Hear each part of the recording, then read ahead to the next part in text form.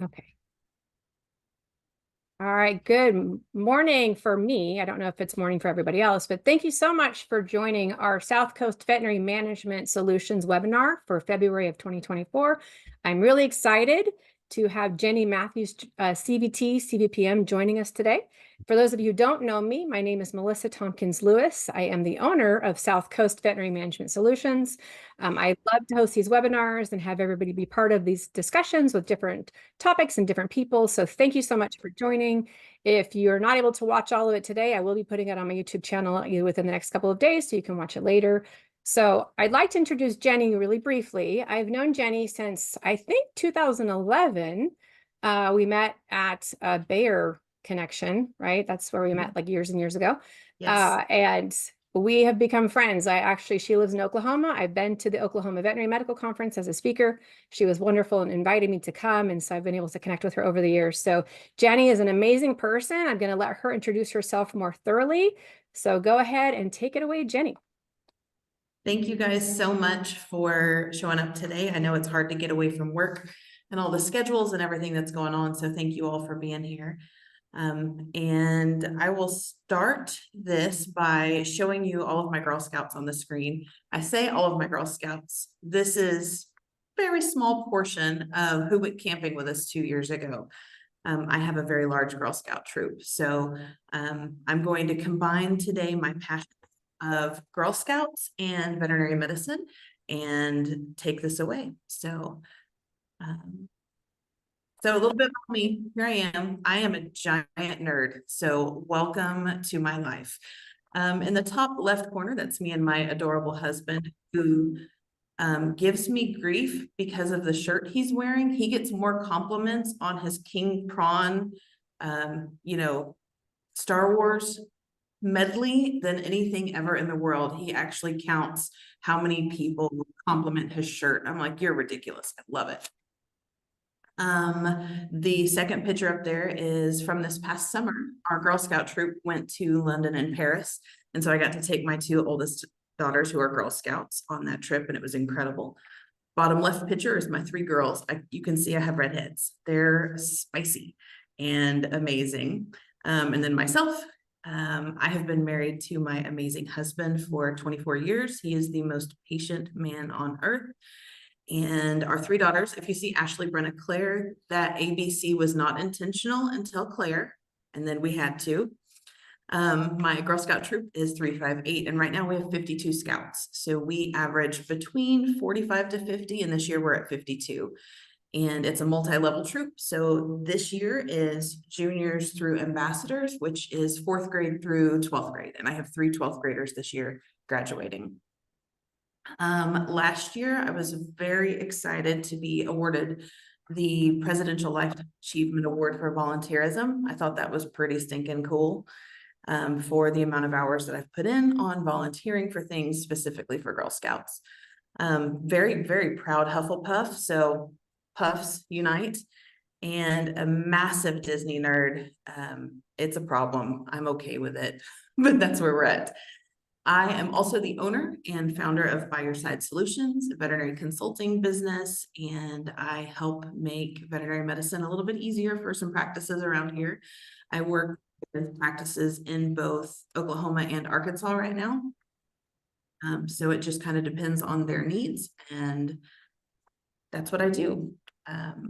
I am super grateful for Melissa. Like she said, we met in Kansas City 10 plus years ago. She was known as the cat lady there, and I believe you already had your CVPM at that time. And I was just in the process of earning my CVPM. I got that in 2013. And so it was cool to know somebody, because there was not a thing when I was getting certified. It was not a thing in my area. So super excited to be here. And let's dive in. So we start every single Girl Scout meeting with doing the Girl Scout Promise, which has a little bit more of a religious undertone, so I didn't bring that into here, but the Girl Scout law. So everybody stands in a circle and they hold up their 3 fingers of their right hand, and everybody recites this. So I'm gonna pretend like we're in a Girl Scout meeting right now. I will do my best to be honest and fair, friendly and helpful, considerate and caring, courageous and strong, and responsible for what I say and do, and to respect myself and others, respect authority, use resources wisely, make the world a better place, and be a sister to every Girl Scout.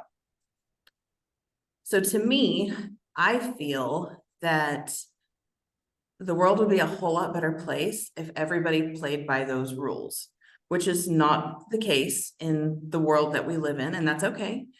But I just kind of wanted to bring it into this area. I do also want to know, I do want you guys to use the chat. Please use the chat. Please, Melissa is going to kind of bring information and let me know if somebody chats, but who all's Girl Scouts or has been Girl Scouts? I know Google Pixel number 7 is a Girl Scout. I have your cookies in my car, by the way. So I would love to hear those that are in Girl Scouts that have recited this before. There's a couple people that said they are besides me. Awesome. So I am a lifetime Girl Scout. I bleed green. It's a thing. So we always say that it's not a cult, but it's a cult, and we're okay with it. It's a lot of fun. Okay, here we go. So we're going to start with honest and fair. So we're going to break down each of these sections of the Girl Scout law and how it kind of can relate to us as managers, us in the profession, and kind of where that leads us. So being honest and fair, to me, that means upholding integrity and professional conduct, kind of as a general blanket statement. With that, excuse me, maintaining honest communication with clients regarding diagnosis, treatment options, and costs. There have been, and I am 1,000% guilty of this, there have been so many times that I have judged a book by its cover and assumed that a client either had too much money because what they came driving up in, or the amount of money that they spent on that fluffy Frenchie, or however that looks. Or I've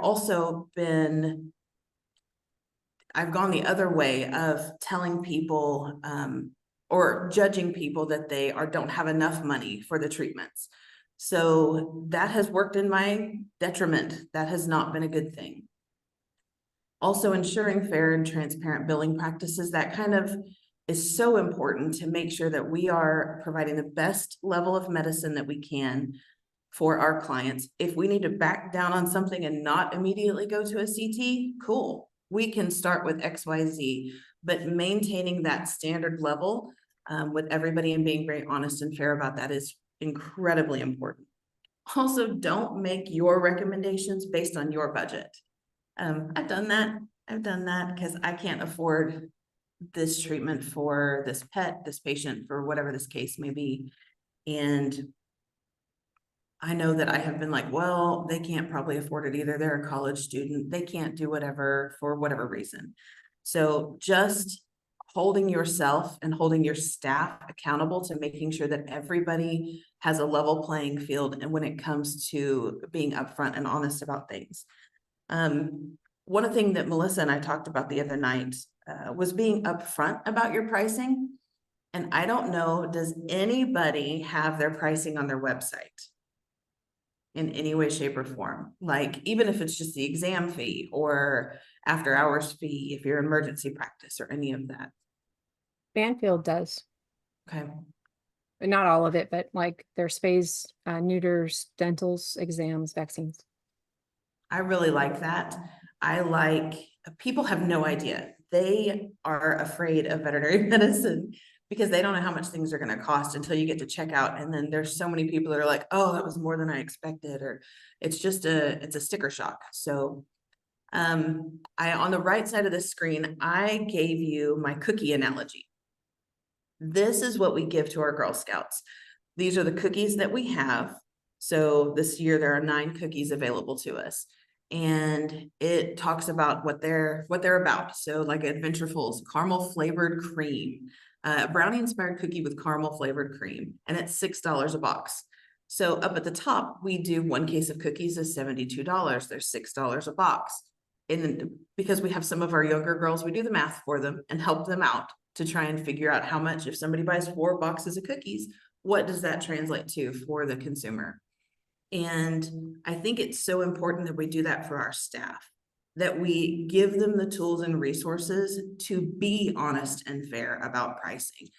We have to set them up for success. We have to show them how it's done, like give them the tools, give them a flyer. This is how much a spay is, and this is what this includes and what this means.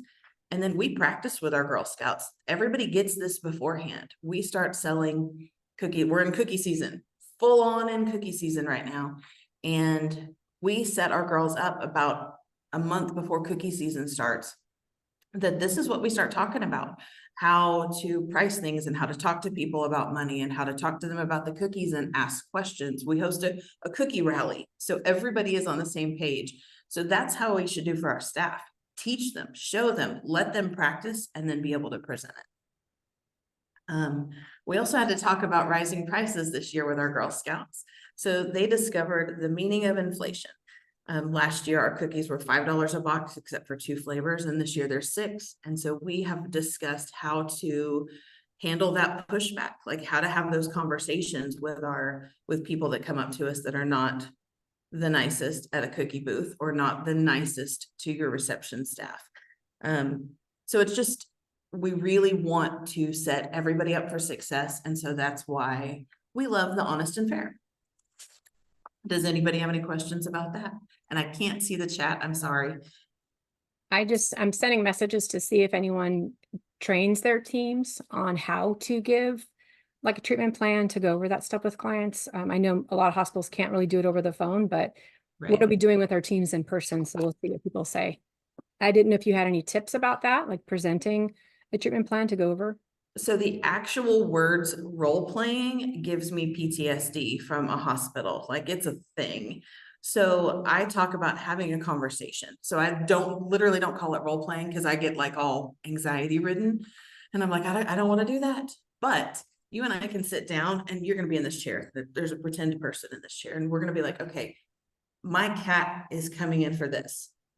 Tell me what you'd say to me about this. And just have those just one-on-one sit-down conversations, because most of our staff has anxiety anyway. So let's make sure that they're comfortable in just a one-on-one setting when we're talking to them about things.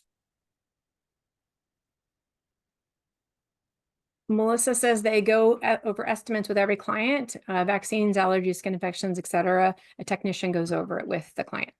I love that. I love everything about that. I think that's awesome. That's huge. That's such a good way of just making sure everybody understands from the get-go, this is what it is. Yep. And Google Pixel number 7 says it's on their to-do list. I love a to-do list. Yeah, me too. Google Pixel number 7 is Melissa, and she knows I love a to-do list. Oh, wow. So there's 3 Melissas on this. I'm excited. There I'm happy. Yay. Go Melissas. Okay. So we're moving over to friendly and helpful. And you need to see how adorable my baby girl Brenna was like 6 years ago. We were at Oklahoma State University at their vet school. Our Girl Scouts took a vet clinic tour for that day. And so she got to dress up in a lab coat and thought this was the coolest thing. So she's hanging out with her stuffed dog. So friendly and helpful. Let's start with this. Don't forget to smile. People hear it, they see it, they know it. Don't forget to smile. But being friendly and helpful in a veterinary practice is fostering a welcome atmosphere for pets and their owners. One of the questions I have, I am not fear-free certified, and I think it's a great program. It's something that that's in the process. But offering low stress visits for our patients, are they fear-free certified? Yeah. Put it in the chat if you are.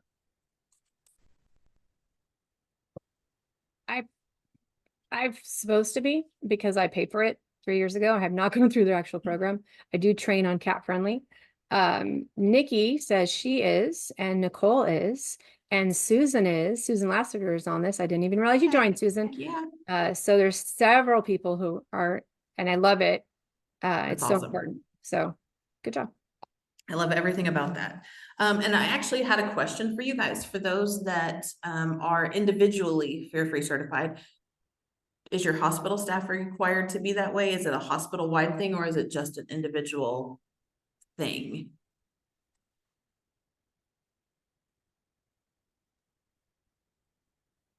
Because I don't know. So I figured I would ask. This was a poll, find a friend, call somebody moment. Yeah, Nicole says the entire hospital is fear-free certified. Nikki says 25% of the staff is certified.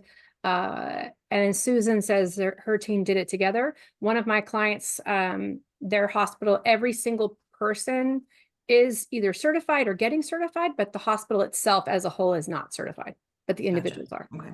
Okay. And then Melissa also says the same thing, that they're getting ready for that. Oh, cat-friendly practice. Woohoo! I think Melissa and I need to become friends. You Google do. You would totally secret handshake BFF kind of Yeah. moment. Jasmine says her hospital does not require fear-free certification. Okay.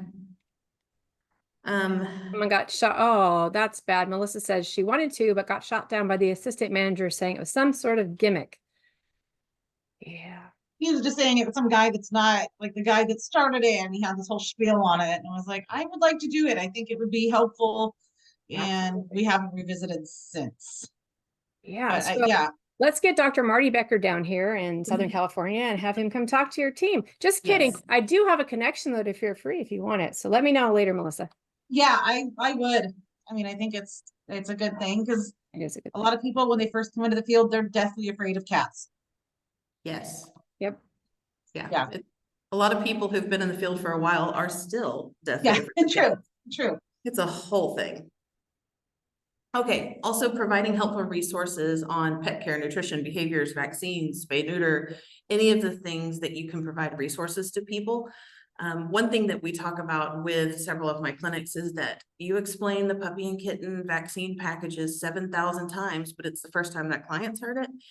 And so they're also not going to remember anything you said. They don't care. They have a cute kitten in their hands and they're like, I love you. Here's a shot. Oh, he hurt you. Oh, I'm so sorry. It's a whole thing.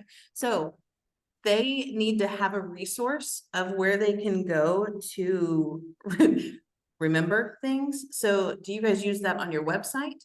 A lot of veterinary hospitals do. They provide, all the information on there. Or one of my clinics, we're getting a new website and we link a lot to Veterinary Partner because I love that site for peer-reviewed, reasonable information that people can understand.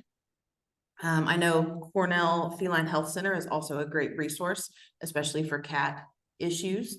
So training your staff on this, talking to them about what resources are available and being able to provide that for your clients. My name is Jenny and I'm a recovering textbook addict. And so every time I go to a conference, I hoard the books. I love textbooks, which ages me, I'm sorry, but it is what it is. And one of my owners just bought some textbooks and they are the ones, I did not get the name of it, but they're the ones that have like an eye. You can see all the different parts of the eye. So you can see if it's got entropion or you can see if it's got like a corneal issue. Instead of having to draw on the piece of paper and nobody can interpret what that picture is. This book is amazing. And so we made sure that we had color ink at our hospital so we could make copies of those pages to send home with clients about issues. So that was, to me, being very helpful to our staff and fulfilled my need to not spend the $1,500 that she did on textbooks. I can just use hers. So if there's any other sites that you guys recommend as a good resource for veterinary staff, put it in the chat. We would love to hear. And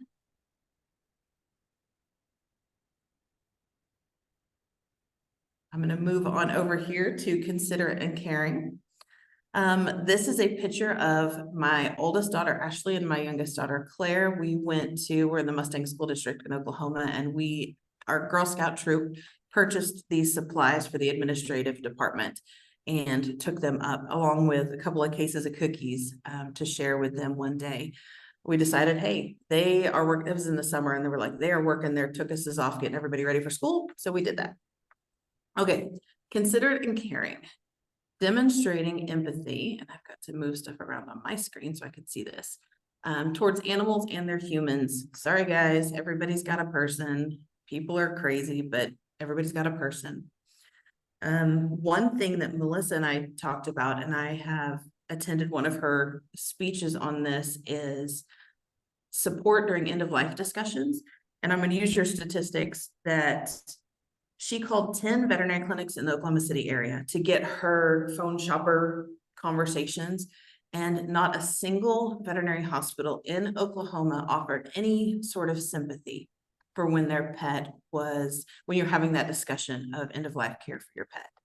And that is heartbreaking. And I have noticed that I have made sure that when I take a phone call, like if we're discussing end of life, I offer empathy at the beginning. I am so sorry that you're going through this, but let's talk about your options. And that changes the conversation. It changes things. Instead of being like, okay, cremation is this, you can do this, you can do this, you can get the ashes back. Do you want a paw print? What kind of urn do you want? So instead of like throwing that style of things, you bring it down to a real human level. So we also talked that please don't ever say that you're going to charge more if you're euthanizing a pet in front of a client. But if you take them to the back, we're going to whack them with a hammer, so it's cheaper. We have no idea what's happening, and that's terrifying. We know that that's not happening as veterinary professionals. We know that that's never a thing, but they don't know that. They have no idea what you're doing in the back, because the back is a scary place and they don't have a clue. So offering that end of life discussions and having your staff know this and work through this and talk about this. Also, being an active listener is part of being considerate and caring to people. So active listening is when the listener strives to hear and understand the message the speaker is trying to communicate. And that not only means the words that they're saying, but the tone that they're saying it in and their body language. And that's, you have to really pay attention. I have a tendency to be working and I'm like, okay, yes, I can do that. Yes, it's not a problem. And then I have forgotten that I had this conversation because I am busy doing this and they have not got my attention. I am not active listening. I'm not going to remember it. I know that about myself. So we have to be like, okay, yes, let's talk. And I have to really focus and make it intentional. Count to 3 before you like, and then move to this. So now your brain's like, okay, finished with this, let's move to the next. I also just tell people, give me a second, let me finish this. I have got to finish this email before I forget everything that I was supposed to type in it, and then turn around. And I know that there's others that are the same way because we're all in this together. I like to look people in the face. I also have to have them leave me notes even after the conversation, just to make sure that it's going to be completed and whatever that's going to be. But being an active listener to your coworkers and your clients, that's huge. That shows that you care. It shows that they are important to you. They're important enough to have your attention for however long that's going to be. And if I'm missing anything in the chat, let me know. Melissa signed in with her name now. Hey. I thought we had a 4th one for a second. I did too. I feel like the Melissas are taking over the Yeah. world. Love it. Okay, courageous and strong. So I have to show off these scouts. They're insane. The far left picture, that would be my youngest daughter jumping off a 6-story building. And she's in a harness and she's 9 years old. 9 years old. And she was like, and literally I couldn't do it. It was not, I can do a lot of things. That was not on my list of things to do. And so she jumps off and she literally holds her arms out like this. And it was incredible and terrifying and amazing. And I'm crazy proud of her. The next picture is one of my Girl Scouts. We did a woodworking badge. So they learned how to use power tools, which I thought was awesome. We went to iFly. Have you guys ever done iFly? It's so cool. Indoor skydiving, so cool. So that's my middle daughter, Brenna, doing the indoor skydiving. And then we have a rafting course here that like Olympics train on. It's hysterical, but you can rent it out. And so we went and did rafting, whitewater rafting. And that is also my little skydiver. That's her on the front of that boat. I am in the back of the boat, hoping to God that she doesn't fall out of it. and it was a whole thing. So being courageous and strong is a huge part of Girl Scouts. So I'm sharing it with you all. So it's facing challenges with bravery and resilience. And have you guys ever, like, taking on complex medical procedures or earning a new certification? It's scary to do that. Have you ever quit your job not knowing what you're going to do next?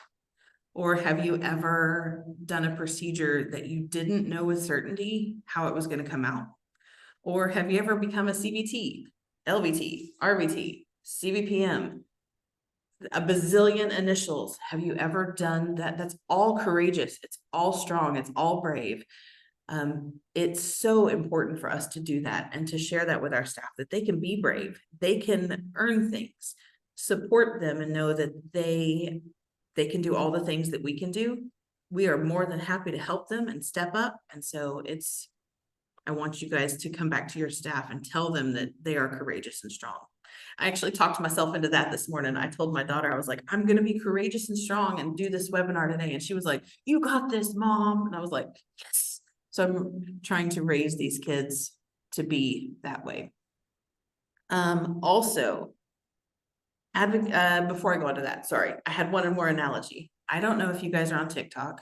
I'm on TikTok. It's a time suck for me, but it's what it is. There was a trend at one point where women would ask for something that they wanted, and then immediately they go, because it was so scary. It was so scary to do. And that's part of being courageous and strong. You still did it. You still handled it, but you were terrified inside, but that's okay. You still did it. And as Melissa says, you miss 100% of the shots you don't take. Be brave, be courageous, be strong. Also, advocating for the welfare of animals, even in difficult circumstances. I'm not going to ask in the chat about this, but I know everybody in our profession has faced this at some point or another. I had a he said, she said moment about abuse that we weren't for sure exactly what happened to the pet. He said the pet had one thing and she said the pet had another. And so you never really know what the truth is and what the story is. We ended up calling the authorities to handle it. But I want you all to empower your staff, not necessarily to call the authorities, but to be comfortable enough to come to you like, I have a serious concern about the health and well-being of this patient, and I need you to take me seriously about it. Them coming to you is brave.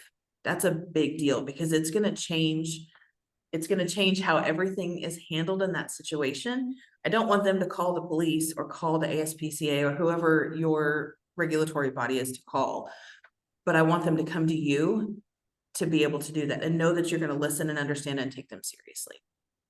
So advocating for the welfare of animals is huge. So that's my spiel on that. Oh, wrong way. Here we go. Responsible for what I say and do. So I have to show off my girls again. So this is at one of our meetings, we were bridging, which is moving from one level to the other. And that blonde girl in the brown vest with the black glasses is my daughter Claire's. That was the day that she bridged up to a junior. She's a brownie at that picture. So responsible for what I say and do is taking accountability for actions and decisions. Everyone has their own set of standards, personal, professional, that they follow. And our profession has a whole lot of standards also. So on the next page, I'm going to go to it briefly real quick. We all have oaths that we follow. So the veterinarians have an oath provided by the American Veterinary Medical Association. The technicians have an oath by the North American Veterinary Technician Association. And the VHMA's Code of Ethics was too long to put on this slide. So I gave you the link if you want to look at it. There's all of these standards and ethics that we abide by as veterinary professionals. We know them, most of us in management positions or veterinarians that are on this call, or licensed credentialed technicians, everybody has an oath and a standard that they follow by the regulating body of their state. Do the rest of your staff know that we have to do that? Do they have any clue that we follow these oaths, that there's even an oath? Do we share that with them? Do they know at all? Most people don't. Like, they're just like, "Oh, you're a veterinarian, cool." And then they don't know that there's an oath. Also teaching our teams to acknowledge that they've made a mistake and learn from it. That's a big deal. That's a really big deal. And it's so stinking hard. I hate telling people when I've made a mistake. I know other people hate telling things. Like, I've had to tell on myself, like, yep, I did this, but I'm holding myself accountable for that. I'm responsible for what I say and do. And so some examples of teaching our team to acknowledge mistakes and learning from them: have a 2-person system when you pull up medications. There have been many a time where you pull up Vetprofen 75 milligram and you actually didn't. You pulled up Apoquil. Those look nothing alike, but you guys get what I'm saying. So you want to have a second person. That is a great way of holding each other accountable and being responsible for that. Also, if you have more than one, you need to have more than one person draw up your injectable medications. How many of our injectable medications are clear? All of them? Like 99.9% of the medications that we pull up at any given time are clear. So we don't know what's in that syringe. We don't have a clue what's in that syringe. So having a second person come in and seeing that, I think, is very, very important. Not every hospital can or does, and that's okay, but it's one way to hold each other accountable. And by growing these skills as managers, we're able to take these skills to our team. So being responsible for your learning and your teaching translates to how you're able to teach and provide for your team. Jenny, when you mentioned about the ethical professional standards and sharing that with the team, a couple of teams of mine over the years, I have shared the principles of veterinary medical ethics with them so that they Yes. understood why we did some of the things that we did, you know, very specifically, that. like, what is the VCPR? Why is it required? You know, why do we Right. do that before we give medications and stuff? And it was really eye-opening for a lot of them because they didn't really understand that it was like a real rule. I think they just thought it was like our hospital policy or whatever. Right. We So just came up with this all yeah, I know. We willy-nilly. just decided Yeah. to do this, or they just Right. followed it, not thinking about where it originated from. And it was really good. They really like, or kind of like, oh, this is cool. Like, it was good. And I didn't have to make it up, which is really easy because you just print it from the website. So Right. it was a really good little thing to teach them. Good job on using your resources wisely. That's a good job. Yes. I And love there's a couple other comments in the chat about a Yes. few other things. Someone shared about how this kind of back on your previous slide, I asked them to share stories about when they were brave. And they said that they walked away from a practice manager due to a company they were at for 16 years due to toxicity, and started my career over as a vet assistant, huge pay cut and doubting my value and skills, but they're working their way back up. So that's awesome. That's super brave. Insanely brave. Absolutely. Crazy proud with you on that. 100%. That's a huge leap. Definitely. Good job. And then another manager, Susan, says that creating an emotionally safe culture empowers the team to be brave and take action using the topics discussed today, foster a safe culture. As leaders, we cannot allow anyone, even the owner, to go against what we're trying to build. And I 100% agree with that, because Absolutely. if someone makes a mistake and you attack them about it, what's going to happen next? Right. They're going to be afraid to tell you that they've made a mistake. Absolutely. So yes, that's a great one. Thank you for sharing that, guys. That's awesome. I appreciate that. We're going to go past our oaths. Very exciting. Okay. I apologize now for the awkward photo, but that was the whole point of this delightfulness. Okay, respect myself and others. I made this silly, so I apologize, but this is kind of part of the talk. So promoting a culture of mutual respect in the workplace. So if your team hates each other, your clients know it. They walk in, they feel the tension, they see it, they know that you guys are like, this one's here. Cool. And it's not a good environment. It's not an environment that I want to be in. But getting along with others is challenging at times, and learning that just because you don't agree with somebody doesn't mean that you hate them. It just means you don't agree with them, and that's okay. And you're allowed, because you're not all the same person. And now it's harder and harder because there's so many multi-generations in a hospital, as working in the staff, to be able to learn how to communicate how they need it. one of my clinics is doing personality testing right now, and that has proven challenging. And I never expected it. Be completely honest, I never expected somebody to take a 20-question quiz to be like, we're having to come to blows over it. It's a challenge for them because it's just not something that they're comfortable doing. But we're working our way through things. Does anybody here have a clinic bully? I did as of 2 weeks ago. So are you the clinic bully? No. I have been the clinic bully. Not always, but I've been that person at times. But we all are. I mean, we're human. We do things and they're crazy. I Couple know that people answered yes to your question, by the way. the clinic bully. Absolutely. It happens. We also, one of the clinics I'm working with, we just did a team culture reset is what we called it. We're like, we've been practicing together for several years. Let's come together as a team and let's figure this out. We're having some struggles. We're not communicating well. We're not treating each other with kindness and respect and dignity. And so we are going to talk about it. We're announcing the elephant in the room. We're bringing it into here and we're going to look at it and dissect this thing. And we discussed what was important to our staff. And we decided on, we didn't pull out 1,000 different options, but we pulled out five things that are important to every staff member to treat each other as a team. And one of them was assuming positive intent. So I didn't leave the surgical pack dirty because I hate you. I left it because we had a hit by car come in and I didn't have time to do it. Or I didn't get those charts completed because of XYZ reason, and it wasn't to make you hate me. You know, that has been a real thing. Like, we're assuming positive intent. We're assuming that life got busy, things happened, I forgot, or whatever the reason may be. Because of this, we've created checklists for end of day stuff to make sure that nothing gets left behind. But we've brought that up and we've talked about it and it's helped. We're not perfect in any way, shape, or form, but there's definitely been a change in the culture of that hospital that we're working with. Melissa said that in order to show her team's support, she took them serious. Sorry, I have to start over. In order to show my team, I took them seriously and supported them. I let go a really good RBT, and the hospital's in a better place without her.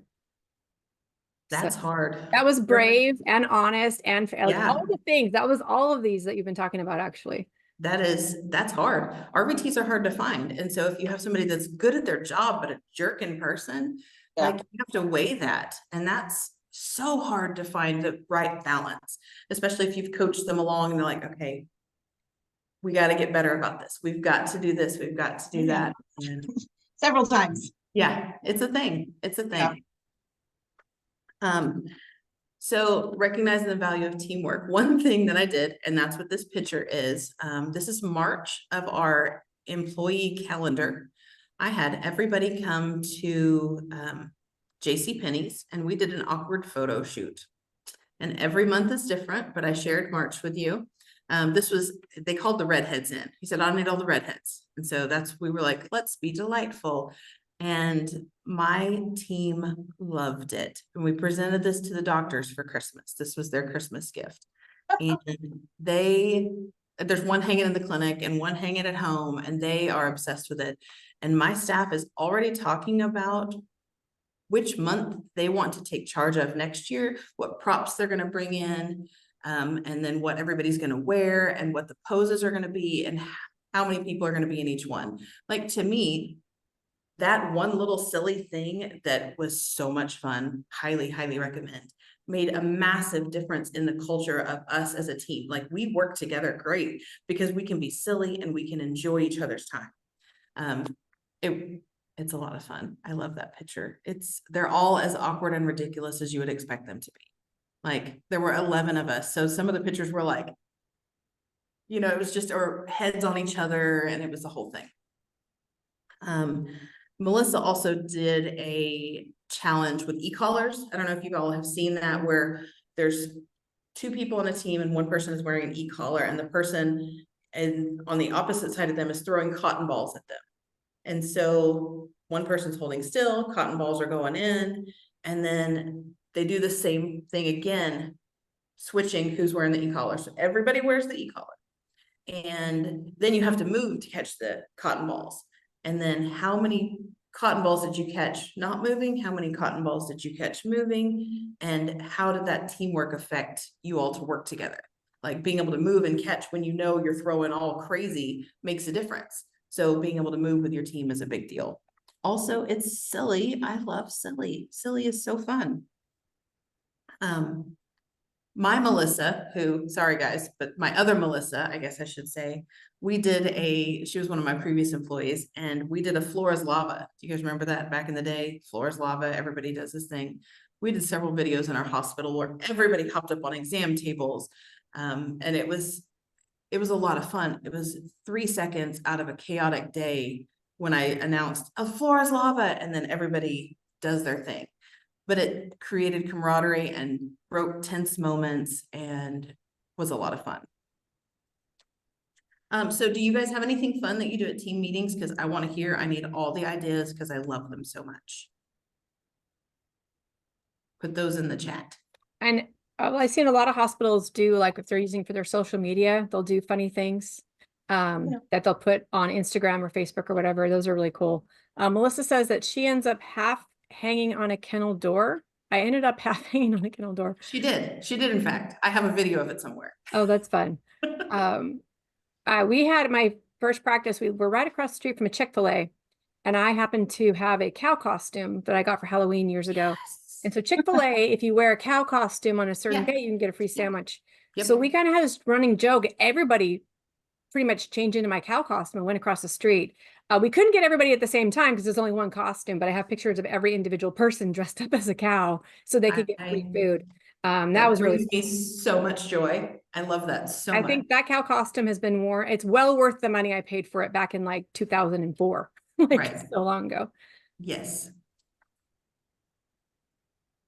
Is anybody else sharing anything? Because I love the ideas. I love the silly, it just makes a team, to me, a better place. I judge a team, not judging, I do judge, but I'm judging the team on how much laughter is in a hospital. Yeah. That matters. When I did the e-collar video at a Humane Society, the shelter director came out after and said she had never heard her team laugh the way they were laughing when I was doing the training with them. And I was happy because I knew that, you know, their culture needed a little bit of help. And so to me, that was like a huge success. Oh, that's a total win. That's a total win. Well, especially when the, you know, shelter director comes in the room specifically just to tell me that. So I was like, well, that's really cool. Awesome. So I know that people are maybe typing into the chat. It's kind of hard. If anyone has anything and they want to unmute and share it, you can. Yeah, it's easy to do that easier. Any other games that you guys play? Because I think games are fun. Definitely. I'm going to move on to the next here. I'm going to be real honest. I don't know who this kid is in this box. It's just one of my favorite pictures. And it came off of our group that we share. And I was like, this could be any number of children. And that's what made it so great. So respecting authority. And I had a South Park reference. So you must respect my authority. It's a whole thing. We had a good time when we were talking about this. So adhering to regulatory bodies. So that means respecting authority is not always fun. There's always somebody watching. But the authority that I'm talking about here is like AHA. They have guidelines, protocols that clinics that are AHA certified have to be a part of, and you have to hold yourself to those standards. Cat-friendly practices, fear-free practices. You have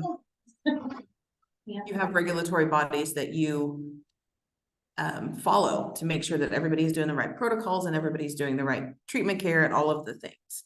The labor board, sorry, California friends, that's always a super fun regulatory body to pay attention to.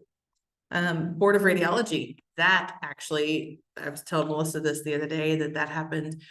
I had just submitted the renewal for the radiology tube to our Board of Radiology here in Oklahoma. And he had come into the clinic. I wasn't there that day, and he came into the clinic asking where our certificate was. And I had to, my staff called freaking out, like, where's the certificate? What's going on? Like, what do I do? And I was like, tell him it's in his office. Check it cleared. We just didn't have it yet. And he appreciated that. So I was snarky to the right person, and he was really good about it, but you never know. So also tone down the snark if you have to talk to regulatory bodies. Also, do your staff know that these boards exist? Do they know that we have to follow the standards and protocols?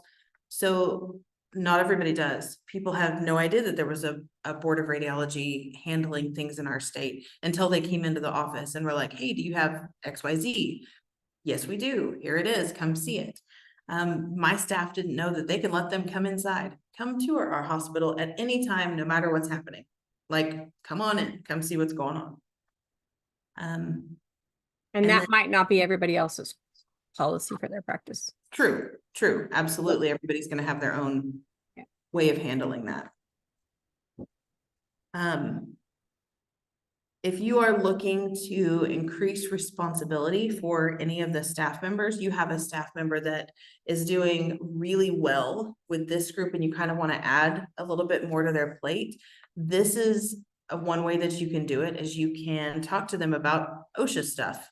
You can be like, hey, could you be my OSHA champion? Could you be learning about this and what needs to be done and figuring out the trainings that we need to do and make sure that we're compliant on XYZ.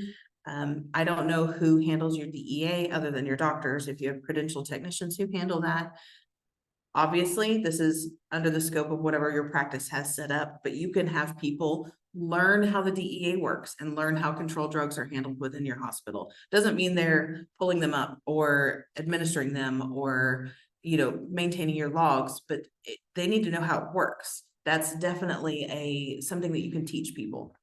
So you can bring your staff and elevate them to be more beneficial to your hospital by teaching them about some of these things. And I'm gonna move on from that because that's a super exciting authority. Okay, using resources wisely. We're ridiculous. Have I mentioned that? This is part of my Girl Scout troop with one brother. We called brothers tag-alongs. And so one brother got to be in this picture. We recycled our cookie cases that we sell during Girl Scout cookie season and broke our kids into teams, and they had to build a boat to float across my pool.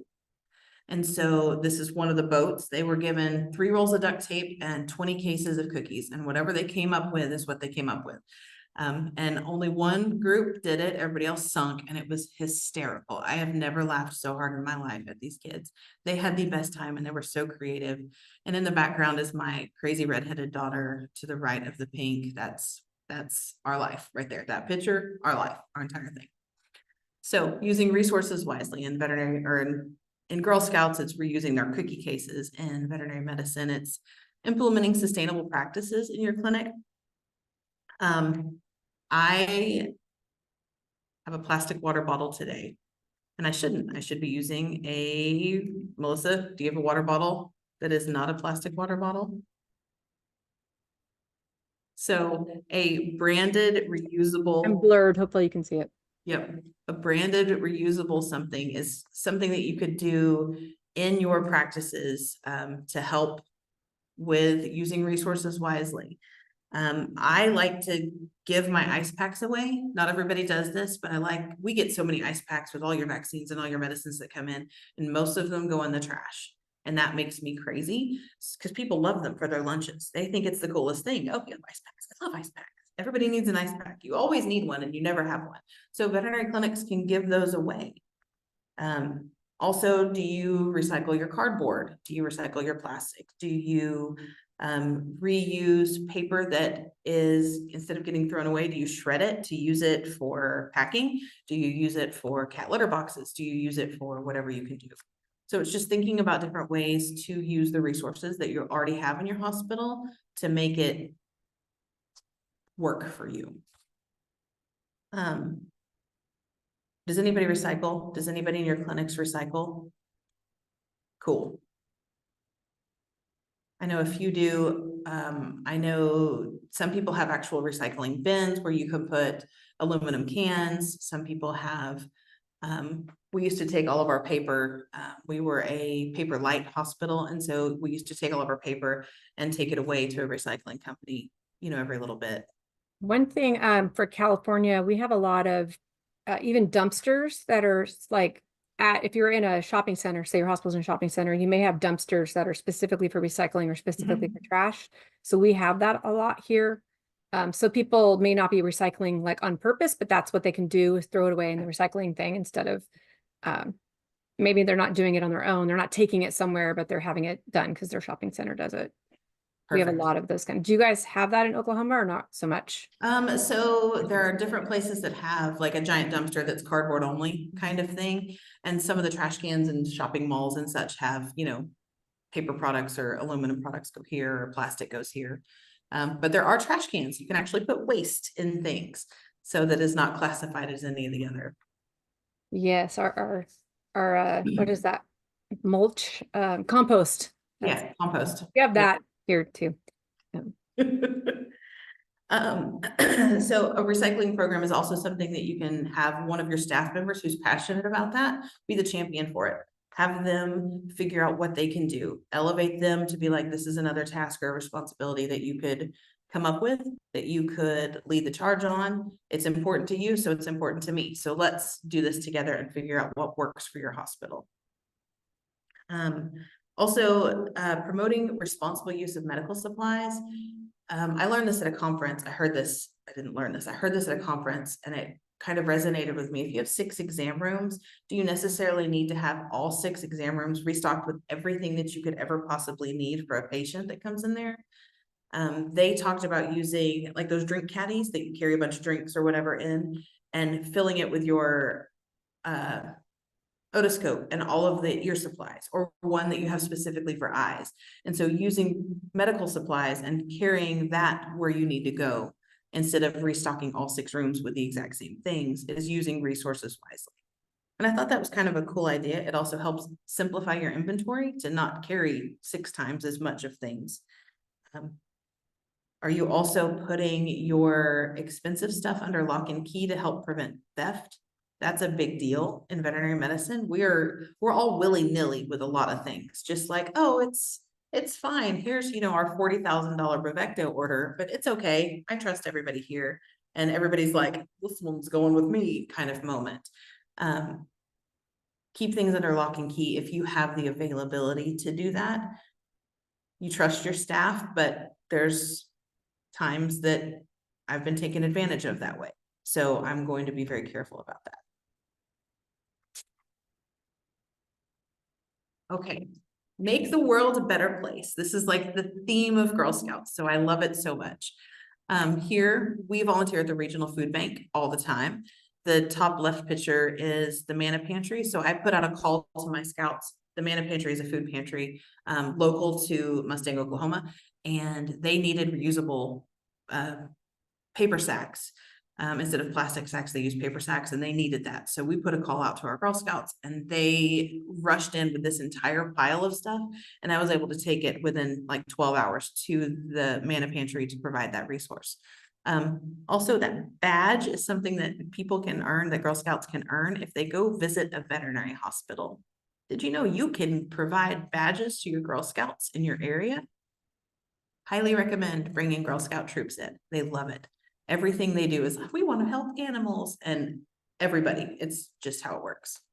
But they can earn a badge, and that's just an example of a badge. You've channeled excitement in Melissa. She said she's totally doing that. I did it at my first practice, actually. We had right before I left, we had a troop come in and gave them a tour and taught them stuff, and they had a I great love time. it. It's so fun. Like kids absorb that and they're like, this is the coolest thing ever. And I mean, adults love that. Do not get me wrong. Bring people behind the curtain. Let them see. Yeah. And you never know, you may be promoting your next technician or your next veterinarian or your next practice manager, 10 years later, 15 years later. Exactly right. The field needs professionals, right? Yes, it does. It needs people excited about our profession. It needs people coming to be a part of us. Participate with outreach programs, volunteer, work with animal rescue groups. I'm sure every single person here, every veterinary hospital has a rescue that they work with, that they assist, that they help with, or if the hospital doesn't as a whole, their staff does. We're all suckers for that. I used to volunteer with the Boston Terrier Rescue of Arkansas. That was a big thing. I adopted 2 dogs from there, but I fostered all the time for them. I have a giant love of Boston Terriers. I apologize, it's a problem. But find what is in your area. Melissa and I were talking, and she was working at a cat clinic, and they sponsored a booth at a dog walk. They don't see dogs, it's a cat clinic, but how cool is that? That's supporting a group and people, and that's amazing. And then we're matching t-shirts. We did. And That, a lot of our clients have dogs and yes. cats, but they bring their cats to us, or they brought their cats to us, and they supported us. They threw money in our little tip jar we had on our front counter, and we had a great time. We raised a lot of money for that organization. It was the OCSPCA, when they used to do their Huntington Beach dog walk every year. I think they've stopped, but yeah, it was really great. I love that. That's so fun. Like, find whatever it is in your area, excuse me, and go with it. Like, community outreach is huge, whether it's working with animals or I'm taking a group to the regional food bank of 2 of my clinics. I have 30 spots available. And so I'm bringing 15 from each hospital that I'm working with right now to the regional food bank for a night in March, and they're going to volunteer there. So it's also team building. It's also community service. It's team building. It's all the things to kind of bring people together outside of the hospital. And I think that's a big deal. So, and it helps, it makes the world a better place. Melissa B said that they had it's part of the Pride last year. I think it was last year. The Awesome. booth at Yes. Pride last year. Yeah. Very cool. And I think you should tell your clients when you do something Yes. outside of the hospital, you've got to promote it on your social media. You got to tell clients, hey, we do this, because Mhm. then they know. You know, one of my practices, I don't know if Jen's still on here, but they have a blood bank. And they donate to its community blood bank. And so they are promoting this like crazy. They're asking for dogs to come in and donate blood and all that. And so they're doing a huge marketing push because there's nobody like them in the area doing that. So Right. it's really important to get that marketing out there.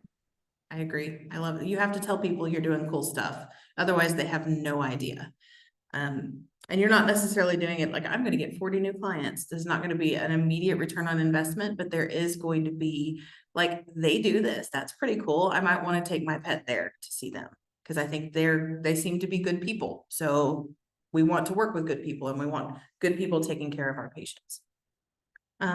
So support global initiatives. Do you guys know about World Rabies Day? That's a global initiative. It's actually September 28th. I had to look up the date. I knew it's in September, but I couldn't remember the date. It is a worldwide push to have all animals vaccinated for rabies. And they have their own marketing. They have a website. They have all sorts of social media things that can be put out. So if any of you manage your hospital social media, that's something that you can share on there. Do you have disaster plans in place for when global things happen? I know floods, super floods in California right now. Fires will be happening in California right now. In Oklahoma, by the way, earthquakes, we had a 5.1 this week.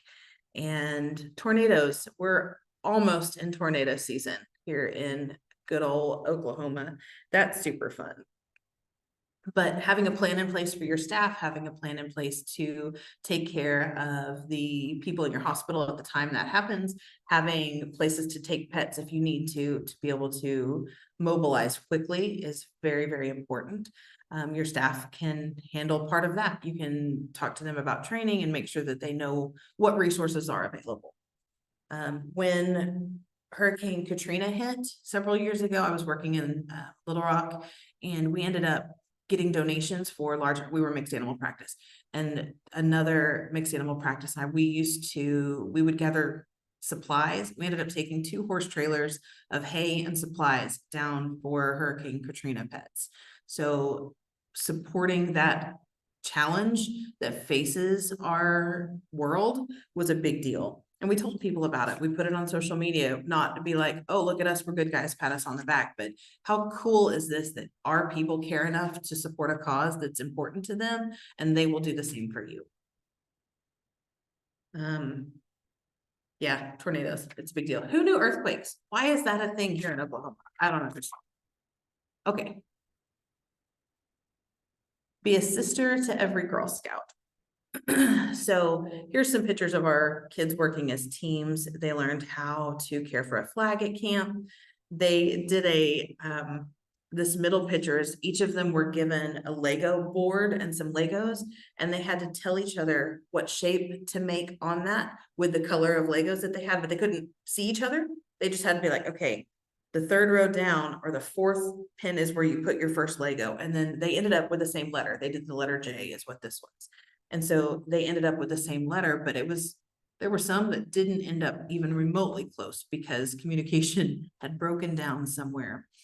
And then the right picture is we have a community butterfly garden that we provided several years ago as one of our higher awards, and we maintain it every year. Our troop goes out and replants everything that's needed and does the maintenance on that. So it's everybody working as a team.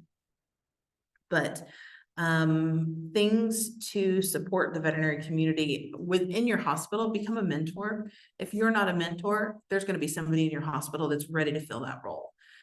There's going to be a staff member that's like, I am ready to teach people. You're also going to have those people that are like, I never want to teach anybody a day in my life because it's terrifying. But we want to encourage everybody because everybody's a teacher at all the times. And I don't want to make one person my trainer who is okay at it, but hates it, but will do it if they don't have any other choice. We're going to find somebody, I'm going to train you on XYZ, and then you're going to move to Sally and she's going to train you on XYZ, and then you're going to go over here and train on these things. People want to mentor, they want to help. So let them do that. Having that support system in place. As managers, we don't have a lot of places to share things, especially within our hospitals, because you can't really talk about the issues you're having with the employees. That doesn't create a good thing. So develop your tribe, develop your group of managers, your group of colleagues that you can discuss things with and share things with, because they're going through the exact same thing that you are. That's why I'm grateful for Melissa and the whole Orange County managers group. Because I can bounce things off of them. And I know I have several managers that I'm friends with here that we text each other all the time to ask, how do you handle this? Do you have a moment to talk? Let's go through this. Develop that group so you have those resources. I also want to ask in the chat, could you please share the names of your group chats? Because you all have them. And I am going to ask to keep it clean if you have something that's kind of crazy, but I think like the Orange County group I know has some chats. I have a group with my besties. It's called Cuss Club. We say we love Jesus, but we cuss a little. So we're the Cuss Club. And so that's our group name. And our group name at one of my clinics is Rosebud's Minions, because Rosebud's the clinic cat and she rules all. So I would love to hear what names you guys have for your group chats, whether it's work or personal, because it cracks me up. I'll wait till those pop up, but I will share for Susan when you're talking about becoming a mentor in training. And she said that the important part to teach how to train adult learners because everyone's unique. So absolutely, because you have to meet them on their level. You have to teach them where they're willing to learn and willing to understand. And I'm a see one, do one, teach one, but I have employees that are like, I need to read it and absorb it and learn about it before I'm even ready to come to a patient. Yes. So yeah, absolutely. Meeting them where they are is such a big deal. So I put mine in for so I have two different messenger groups. One's a text message and the other is the Facebook Messenger. My text message is the Nifty Nines, which because there's 9 CVPMs. I didn't make that one up. My good friend Dee Allen did. And then we also have the badasses for the messenger group. Yes. Hopefully I don't get in trouble for cussing since this is going to be on YouTube. I don't know. We'll see. Jasmine says that they're the Powerpuff Girls, which is awesome. Nice. Melissa B says she hangs with boring people. We don't have any fancy names. So okay, it's time to level up. Yeah, we got to challenge Melissa there to get some fun names. On my text that Dee created the Nifty Nines, but I actually put it the Vegas group because we went to Vegas and I changed the name, but no one else can see it because it's only my phone is a pixel. Susan is actually part of my bad blank group. So she said she's proud and LOL. So anyway, if love it. anyone else has anything else, please feel free to share it. It's almost, he's got, I think, one more slide to go and she's going to share with us some great stuff. Thank you again, Jenny. So we'll see if anyone else pops up and then. So not only the group chat names, because that's always fun, but I want everybody, we're going to kind of end this with, please share your wins. I love to support people. I'm a huge champion and cheerleader for my friends. I love to support them in all they do. I know Melissa is the same, and that is such a needed thing to cheer people on. And if your win was you didn't spill your coffee when you walked into the clinic today, own that. Take it. It's a win. I'm proud of you. Good job. Because I spilled my coffee, and I say that because that happened today. Try and dress up nice, spill coffee on myself. So please share your wins. We want to celebrate you, and so put them in the chat or unmute yourself and tell us all.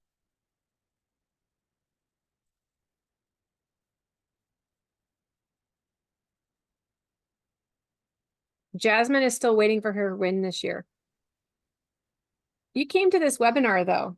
That's a win. Which is a really good win. You were able to come to it walking outside, which is to me amazing. I'm stuck in my house and apparently the gardener has now come, and I don't know if you can hear all the noise now I'm having behind me. So yeah, I think Jasmine, take that one as a win because I would. That's like a positive outside error. And it's not pouring rain where you are right now. So that's good too, right? And she said, oh, she says, I'll take it. Yay. Well, I will share my win for today. I've made it through my very first presentation. So that is my win. And I am grateful and so grateful for all of you all being here for this momentous occasion. I appreciate you very much. So I'm taking my win.